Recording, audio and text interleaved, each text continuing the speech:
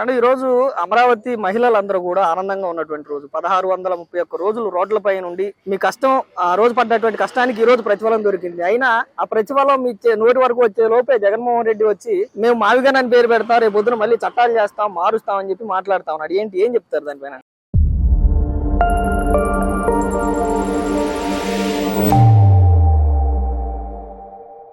జై అమరావతి, జై ఆంధ్రప్రదేశ్. ఇవాళ జగన్ గారికి ఒక విన్నపం అండి. ఆయన అధికారంలో ఉన్నప్పుడు 1008 సార్లు ఢిల్లీ పోయావు. నువ్వు ఎందుకు పోయావు, ఎందుకు వస్తున్నావు, ఒక ప్రెస్ మీట్ లేదు, నీ పాడే లేదు. ఇప్పుడు కూడా మళ్ళీ నువ్వు ఇప్పుడు మోడీ గారితో నువ్వు బాగుండబట్టే బయట ఉండగలుగుతున్నావు. అది జగమెరిగింది, అది ఓపెన్ సీక్రెట్. సిబిఐ గాని ఈడీ గాని నిన్నేం చేయట్లేదు అంటే నువ్వు ఇంకా సెంట్రల్ సపోర్ట్ ఉండబట్టి.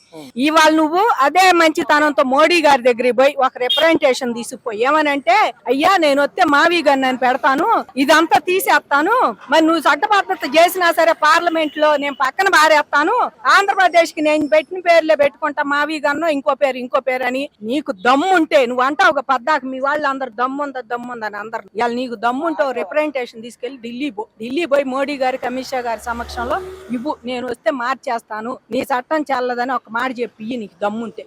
అంతేగాని పిచ్చి ప్రెస్ మీట్లు పెట్టి అమరావతి రైతుల్ని, ఆంధ్రప్రదేశ్ జనాన్ని నువ్వు ఇంకా అయోమయంలో పడేసి వచ్చే పెట్టుబడిదారులని రానియకుండా చెయ్యాలని చేయటంలో నువ్వు ముందుంటున్నావు. ఎప్పటికైనా నీకు ఏ మాత్రం సిగ్గు శరం ఉండా సరే ఇలాంటి ప్రెస్ మీట్లు పెడతాం మానుకోమని మేము మరీ మనం చేస్తున్నాం.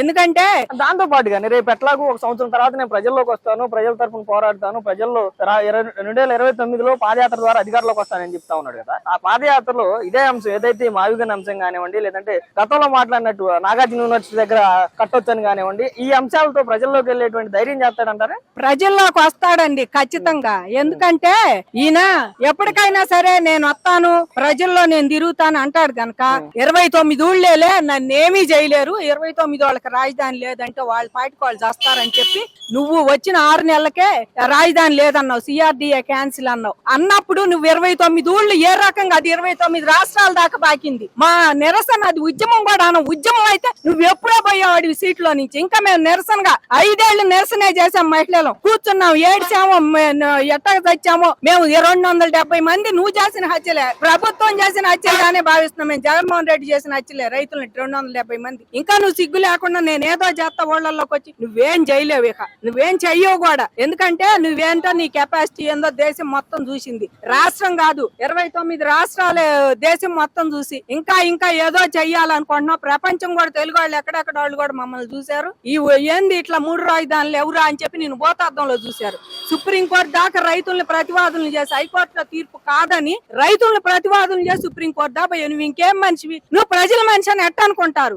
నువ్వు ఇంతమంది 29,000 మంది భూములు ఇచ్చారే ఏంటి, నేను ఇట్లా చేస్తే ఎట్లా, వాళ్ళు కుటుంబాలు ఎన్ని ఉంటాయని ఆలోచించావు? పిల్లల కాపురాలు కూడా పోయినాయి, కోడళ్ళని తెచ్చుకున్నాం ఈ ఆస్తులు చూపించి, ఏమీ లేదని మా మొహాన్ తిట్టిన వాళ్ళు ఎంతమందో అమరావతిలో. వాళ్ళు అట్లాంటి ఎన్నో కన్నీటి కాదులు గత ప్రభుత్వంలో. నువ్వు ఇంకా కూడా వచ్చి నేనేదో చేస్తాను, మహిళలు అంటే ఇష్టం, అసలు మహిళల చిరునవ్వు, నువ్వు ఇంట్లో మహిళల చిరునవ్వు చూడు, ముందు సునీత గారి చిరునవ్వు చూడు. ఎందుకంటే మన నాన్న చచ్చిపోయింది, ప్రతిపక్షంలోనే చంద్రబాబుని చెప్పావు సిబిఐ రావాల్సిందే, దీన్ని ఎంక్వైరీ చేయాలని. మరి అధికార పక్షంలో ఉంటే నోరు మూసుకొని కూర్చున్నావు.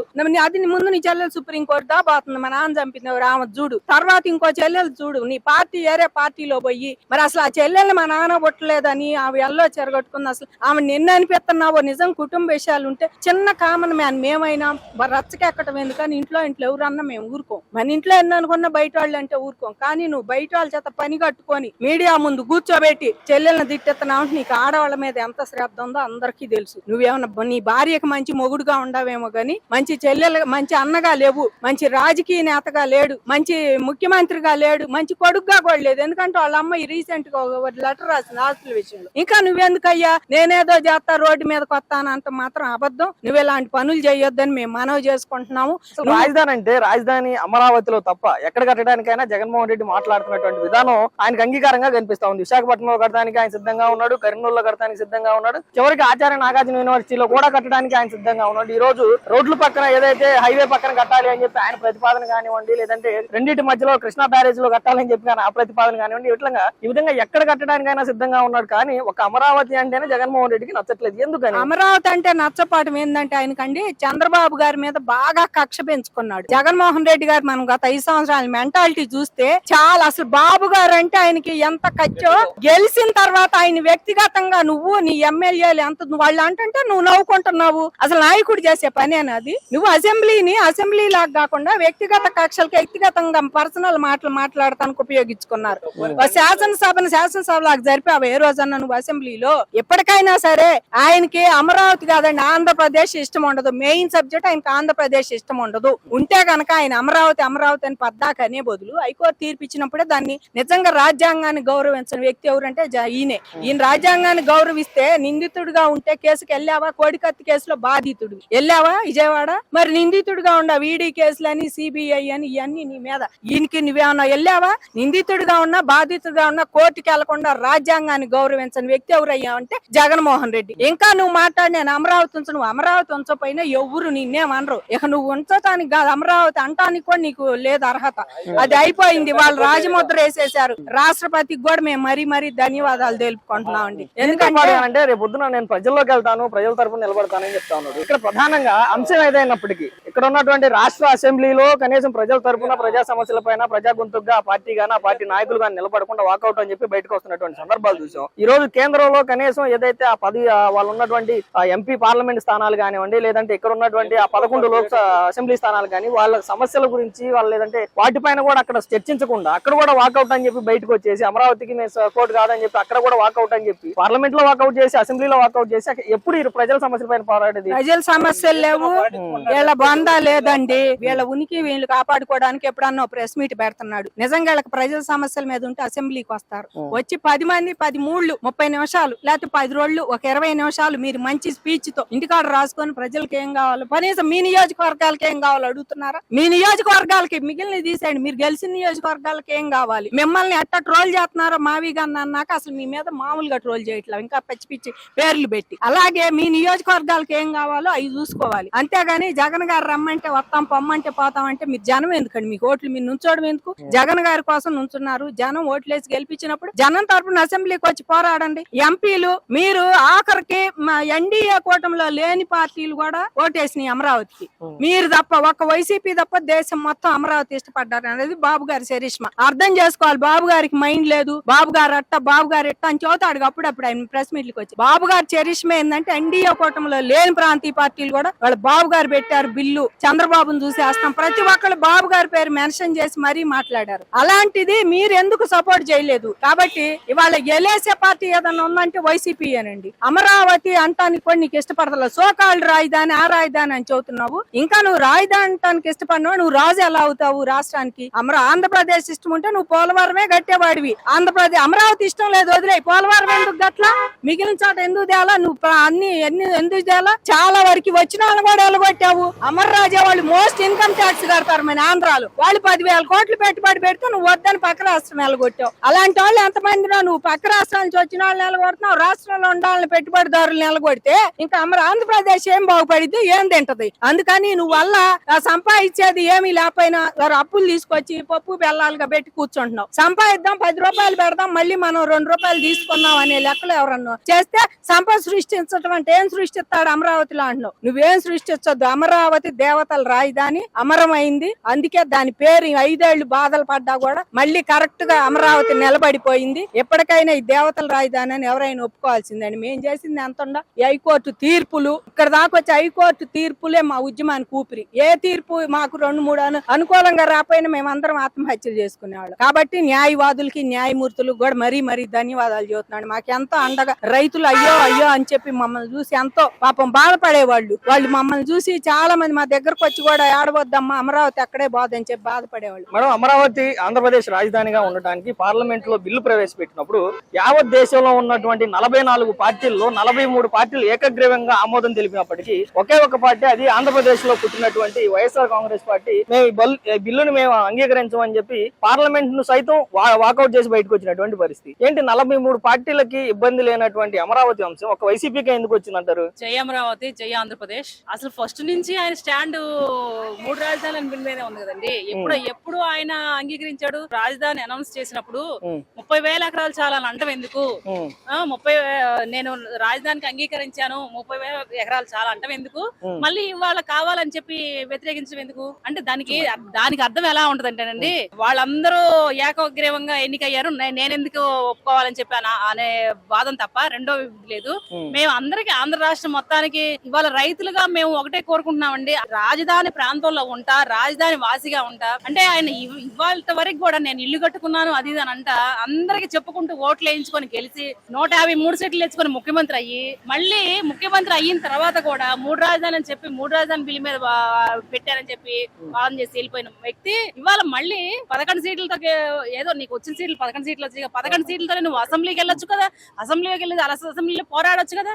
అట్లా ఉండదు. అసెంబ్లీలో పోరాడకుండా సపరేట్ గా ఇంట్లో కూర్చొని ప్రెస్ మీట్ పెట్టుకొని ఎవరు నేను ఏది మాట్లాడిన ప్రజలు వింటారులే అనుకుంటున్నారేమో. ఎవరో గుడ్డెత్తిలా పోవట్లేదండి వాళ్ళందరికీ. అసలు ఎందుకు జగన్మోహన్ రెడ్డికి అమరావతి అంటే అంత కోపం? మొన్నటి వరకేమో ఆయన 5 సంవత్సరాలు ముఖ్యమంత్రిగా ఉన్నప్పుడేమో 3 రాజధానులు అని చెప్పి అమరావతిలో ఉన్నటువంటి ప్రధానంగా మహిళల్ని 1600 పైచిలకు రోజులు మిమ్మల్ని రోడ్లపై తిప్పినటువంటి పరిస్థితి, మీ పైన నానాయుధమైనటువంటి కేసులు పెట్టినటువంటి పరిస్థితి, మిమ్మల్ని ఇబ్బందులు పెట్టినటువంటి పరిస్థితి. ఈ రోజు ఎట్టకేలకి ఆమోద ముద్ర తీసుకొస్తే రేపు పొద్దున ఏ రాజకీయ పార్టీలు వచ్చినా కూడా దీన్ని కదిలించలేరు అని చెప్పి ఇక్కడ ఒక స్పెషల్ అసెంబ్లీ పెట్టి మరి బిల్ పాస్ చేయించి పార్లమెంట్ కి తీసుకెళ్తే అక్కడ కూడా అడ్డుకొని అక్కడ ఉన్న ఎంపీలు అడ్డుకునే పరిస్థితి, ఇక్కడేమో మావిగన్ అని చెప్పి జగన్మోహన్ రెడ్డి అడ్డుకునేటువంటి పరిస్థితి. ఎందుకు అమరావతి అంటే అంత కోపం ఆయనకి? అమరావతి అంటే కోపం అంటే ఫస్ట్ నుంచి ఇవాళ కాదండి.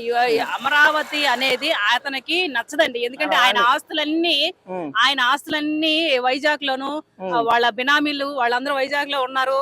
ఆయన కడప రాయలసీమ డెవలప్ అవ్వాలి, అంతేగాని అమరావతి ఇటు ప్రాంతం డెవలప్ అవడానికి ఆయనకి ఇష్టం ఉండదు. ఎందుకంటే ఇక్కడ అందరూ కమ్మ వాళ్ళు ఉన్నారు అనే వాదన ఒకటి తీసుకొచ్చి పెట్టాడండి. కానీ ఇది ఎస్సీ నియోజకవర్గం అని తెలుసు ఆయనకి. తెలిసినా కానీ కమ్మ వాళ్ళు ఉన్నారు, కమ్మ వాళ్ళకి మద్దతు ఇస్తున్నాడని చెప్పి చంద్రబాబు మీద పడతా ఉంటాడు. ఇంకా అమరావతి రైతుల విషయంకి వస్తేనండి, అమరావతి రైతులు ఒక చంద్రబాబును అవమానించి 29,000 గ్రామాలు 30,000 ఎకరాలు ఎలా ఇచ్చారు, అసలు ఏం చూసి ఇచ్చారా ఆయన చూసి అనేది ఉందండి ఆయన మనసులో. అంటే ఆయనకి ఇచ్చి ఆయన రాష్ట్రాన్ని డెవలప్ చేస్తాడు, డెవలప్ చేస్తే ఆయన పేరు వచ్చింది, ఇక అసలు ఆయనకి ఒక గుర్తింపు వచ్చింది అమరావతి డెవలప్ అయితే అనే ఉద్దేశంతో ఆయన కావాలనే 3 రాజధానులు అని ఎత్తాడు తప్ప ఆయన ఏదో చేద్దామని ఏదో చేయాలని కాదండి. చంద్రబాబుకి పేరు రాకూడదు, ఒక రాజధాని అనే దానికి ముద్ర పడితే ఆయన పేరు వచ్చింది, ఆయన పేరు రాకూడదు అనే ఉద్దేశంతో చేశాడు తప్ప అమరావతి రైతుల మీద కోపం కూడా ఏం లేదండి. అమరావతి రైతుల మీద కోపం ఏంటంటే ఇదే చెప్పాలి కదా, జనాలు ఇన్ని వేల ఎకరాలు ఇచ్చారు ఆయన చూసి, అందుకని ఆ కోపం మనసులో పెట్టుకున్నాడు. వాళ్ళని ఎలాగైనా సరే ఇబ్బంది పెట్టాలనే భావనే తప్ప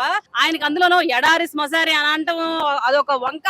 ఆయనకి తెలుసు ఇక్కడ ఏమి లేదు, అంత బాగుంటది అని చెప్పు ఆయనకు తెలుసు. కానీ దీన్ని ఎలా తీసుకొచ్చాడంటే ఎడారి శ్మశానం అని అంటే ఎవరు పెట్టుబడులు రాకూడదు అనే ఉద్దేశం. మేడం, ఈ రోజు అమరావతి ఏకైక రాజధాని అని చెప్పి కేంద్రం ఆమోదించడం కానివ్వండి, దానిపైన గెజిట్ నోటిఫికేషన్ పైన ద్రౌపది ముర్ము గారు సంతకం పెట్టడం కానివ్వండి రాష్ట్రపతి హోదాలో, ఈ రోజు ఇదంతా కూడా చర్చాంశనీయంగా జరుగుతున్నటువంటి ఈ సందర్భంలో ఇప్పటికీ కూడా దీనిపైన ఏదైతే గతంలో విషయం చిమ్ముతూ జగన్మోహన్ రెడ్డి ఆ పార్టీ చేసినటువంటి అంశాలు చూసాం. అదే విధంగా జగన్మోహన్ రెడ్డి నిన్న ప్రెస్ మీట్ పెట్టి ఇది జరిగే లోపే నాకు చట్టాలు చేసే అవకాశం ఉంది, నేను మళ్ళీ అధికారంలోకి వస్తాను, ఈ చట్టాలు చేశారని చెప్పి ఈ రోజు ఆనందపడతా ఉన్నారు, రేపొద్దున నేను చట్టాలు చేయగలను, చట్టాలు మార్చగలను అని చెప్పి జగన్మోహన్ రెడ్డి ఇప్పటికీ కూడా అమరావతిని రాజధాని కాకుండా ఉండేందుకు మాట్లాడుతూ ఉన్నటువంటి పరిస్థితులు ఏంటి, ఎలా చూడొచ్చు అంటారు? ఇది ధర్మం గెలిచింది, 3 ముక్కలాట ముగిసింది. ఎవరైతే అమరావతికి రాష్ట్ర రాజధానికి కాలకేయ శక్తులు ఏవైతే ఉన్నాయో వాటికి వాళ్ళ నుండి రాష్ట్రానికి శాశ్వత విముక్తి కలిగింది.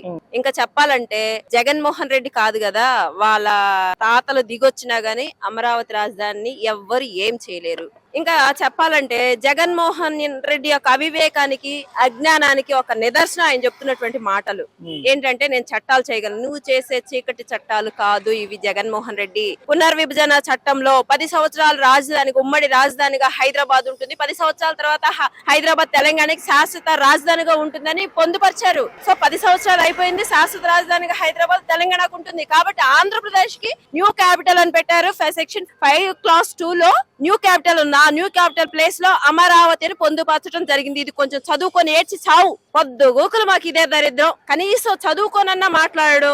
5 సంవత్సరాలు మా దౌర్భాగ్యమైన రాష్ట్రానికి ముఖ్యమంత్రిగా 5 సంవత్సరాలు పడి ఉండడం. ఇంకా చెప్పాలంటే ఇది వదిలిపెట్టాడు. ఈయన గతంలో 3 రాజధానులు అని చెప్పాడు. మరి జనాల దగ్గరికి వెళ్తే ఈ మాట మాట్లాడే ఆ 3 రాజధానులు 3 ప్రాంతాలు ఏమన్నా మనం ఒక 100 రూపాయల పని ఏమన్నా చేసాము, అభివృద్ధి పని అనేది, ఒక బొచ్చ సిమెంటో ఒక రాయో పేర్చాం అనేది అడుగుతారన్న బుద్ధి జ్ఞానం ఇంగిత జ్ఞానం లేకుండా వస్తున్నాడు. ఇకపోతే ఇప్పుడేంటి 3 జిల్లాల మధ్య కుంపుడు పెట్టడానికి తయారయ్యాడు. మావిగన్ అంట, వీడి పాడి ఎందుకులే ఇంకా మాటలు. మావిగన్ అంట, ఇది ఏంటి హైవేల పక్కనంట, ఏది మచిలీపట్నం నుండి గుంటూరు, విజయవాడ, గుంటూరు వరకు హైవేల పక్కన రాజధాని డెవలప్ చేయంటాడు. ఒక్క మాట జగన్మోహన్ రెడ్డి, హైవేల పక్కన పొలాల రేట్లు ఎంత ఉన్నాయి ఫస్ట్ పాయింట్.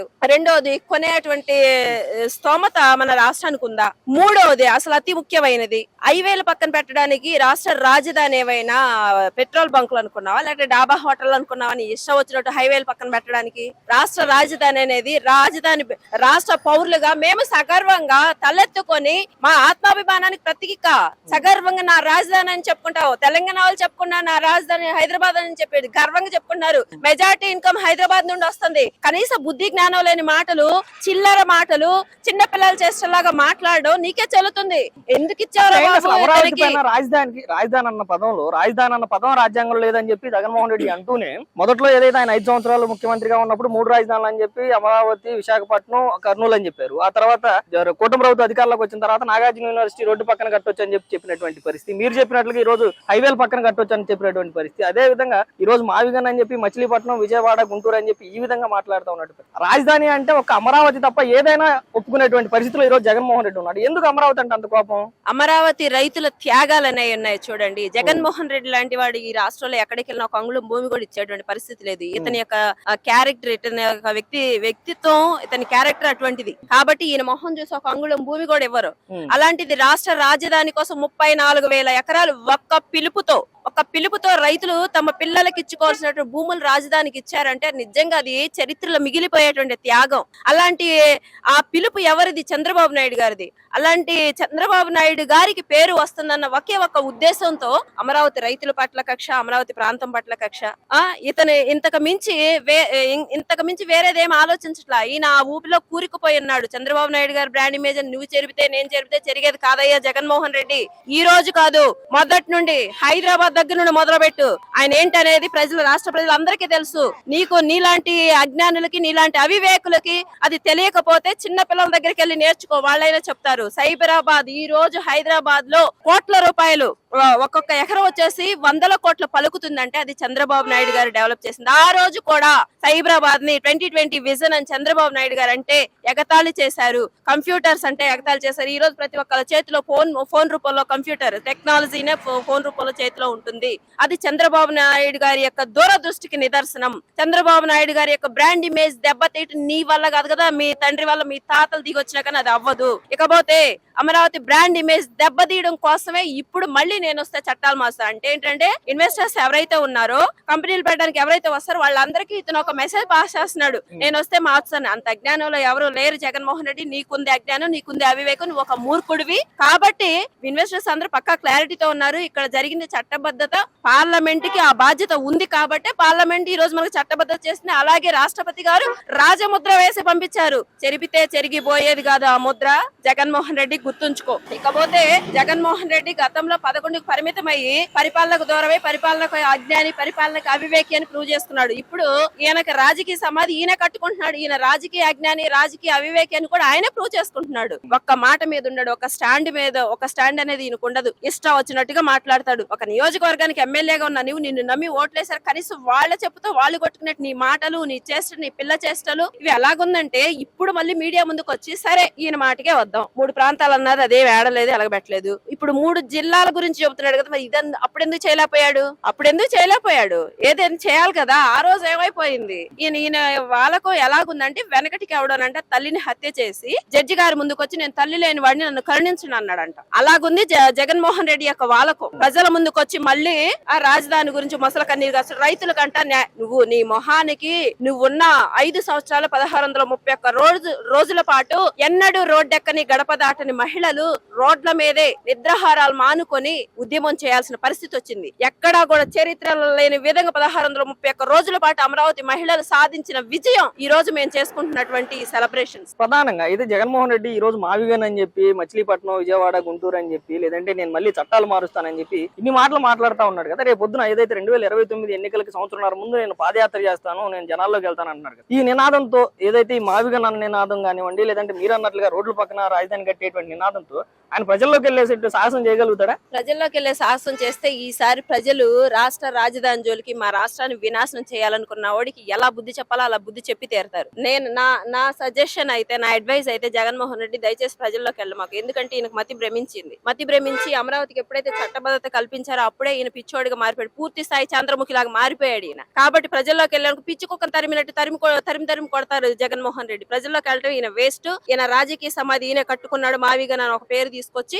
కాబట్టి ఈయనకి రాజకీయ సమాధి అసలు మేము కడదాం అనుకున్నాం కానీ ఆయన కట్టుకున్నాడు. అసలు అమరావతి అంటే దేవతల రాజధానిగా పిలిచేటువంటి పేరు. అలాంటి పేరును తీసేసి ఈ రోజు మావిగన్ అని చెప్పి, లేదంటే ఆ గన్ అంటే జగన్ ఉన్నాడు కాబట్టి ఇంకేదో పేరు పెట్టుకోండి అని చెప్పి, అసలు ఎందుకంటే అంత పెద్ద మంచి పేరును కూడా కాదు అని చెప్పి ఏదో పిచ్చి పిచ్చి పేర్లు పెట్టాలి, లేదంటే పిచ్చి పిచ్చి పేర్లతో ఉండాలి అని చెప్పి జగన్మోహన్ రెడ్డి ఎందుకు ఆలోచిస్తా ఉన్నాడు? అంటే అమరావతి అని పేరు పట్టడానికి ఒక చారిత్రాత్మకమైన ఒక హిస్టరీ ఉంది. అమరావతి అనే పేరుకే ఒక హిస్టరీ ఉంది. దేవతల రాజధాని. అలాగే అమరావతి అని అంటే ఇండియాలోనే కాదు ప్రపంచంలో కూడా అమరావతి అనేది పేరు ప్రసిద్ధిగాంచినటువంటిది.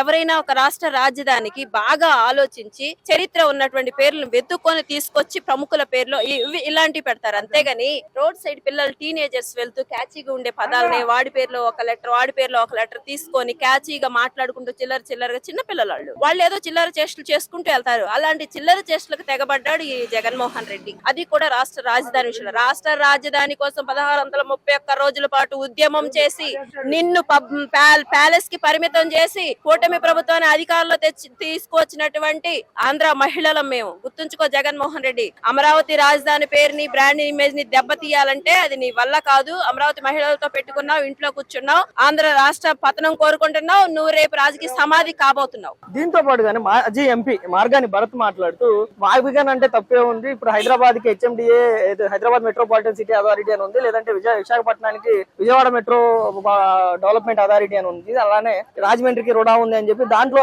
అక్కడ లేని తప్పు ఇక్కడ మావిగన్ అంటే తప్పేంటి అని చెప్పి మాజీ ఎంపీ భరత్ మాట్లాడుతున్నారు. దాన్ని ఎలా చూడొచ్చు అంటారు? అంటే రుడా అంటే అర్థం అతనికి తెలుసా? లేదు ఉడా అనే దానికి అర్థం అతనికి తెలుసా? ఈ అర్థం అది ఏంటంటే for example Vijayawada urban development authority. Okay, ఇక్కడ ఈయన పెట్టింది మావిగన్ అంటే మచిలీపట్నంలో ఎం అంట, విజయవాడలో వి అంట, గుంటూరులో జియుఎన్ గన్ అంట, మావి గన్ అంట. ఏమయ్యా చిన్నపిల్లలు కూడా టీనేజర్స్ ఉంటారు కదా, వాళ్ళ ఫ్రెండ్స్ అందరూ కలిసి ఏదన్నా ఒక క్యాచీగా ఉండే వర్డ్ పెట్టుకోవడానికి రోడ్ సైడ్ పిల్లలు ఏదేమంటారు వాటిని పానీపూరి తింటూ మాట్లాడుకునేటువంటి చిల్లర కబుర్లు, చిల్లర వ్యక్తులకి చిల్లర వేషాలు వేసే వాళ్ళకి చిల్లర మాటలే వస్తాయి. రాష్ట్ర రాజధాని అనేది తెలుగువాడి ఆత్మగౌరవం. అలాంటి ఆత్మగౌరవాన్ని చిల్లర మాటలతో పోల్చుతారా? సిగ్గుండాలి ఈ మాట చెప్పడానికి. ఇలాంటి అవివేకులు, అజ్ఞానులు, రాజకీయ అజ్ఞానులు జగన్మోహన్ రెడ్డి పార్టీలో ఉన్నారు కాబట్టి జగన్ ని 11కు పరిమితం చేశారు. ఇప్పటికైనా సరైన సలహాలు ఇచ్చి చావండి. మళ్ళీ ఎంత దిక్కుమాల దరిద్రమైన సలహా ఇస్తే తెలుగువాడు ఆత్మాభిమానంతో పౌరుషంతో బ్రతికేవాడు తెలుగువాడు. అది గుర్తుంచుకోండి పాపం, అది మర్చిపోతున్నారు. ఎలాగూ మీ వైసీపీ పార్టీలో రాష్ట్రం పట్ల బాధ్యత గాని, రాష్ట్ర పేరు మన ఆంధ్రప్రదేశ్ అనే దాని పట్ల గౌరవం గాని మీకు లేదు. కాబట్టే మీ నాయకుడు ఇష్టం వచ్చినట్టుగా మాట్లాడుతున్నాడు. ఇంకా ఏం తప్పే ఉంది అని మాట్లాడుతున్నారు. ఇంకా ఎంతకు తెగబడుతున్నారంటే వీళ్ళకి సరైన బుద్ధి చెప్పాలి ప్రజలు. లేకపోతే వీళ్ళు ఎంత దరిద్రంగా మాట్లాడుతున్నారంటే రాష్ట్ర రాజధాని అనేది ఒక చరిత్రలో చెప్పుకోదగినటువంటి ప్రాంతంగా, అలాగే పేరు కూడా చెప్పుకోదగిన విధంగా అంతటి అత్యున్నతమైన స్థానాన్ని రాష్ట్ర రాజధాని పేరులో ఉంది. దేవతల రాజధాని అమరావతి అంటారు. ఇంకా చెప్పాలంటే హిస్టారికల్ ప్లేస్ పక్కనే ఉంది. చరిత్ర పుటల్లో ఎక్కడ చూసినా గానీ, ఏ దేశం వెళ్ళినా గానీ అమరావతి అంటే ఒక చరిత్ర ఉన్నటువంటి ప్రాంతం. అలాంటి పేరులని మావిగన్ అని వీడి దిక్కుమాలిన సైకో చేష్టలకు నిదర్శనంగా పెట్టి ఇంకా తప్పే ఉందని అడుగుతారు. చెప్పు తీసుకొడతారు జనాలు. జాగ్రత్త భరత్.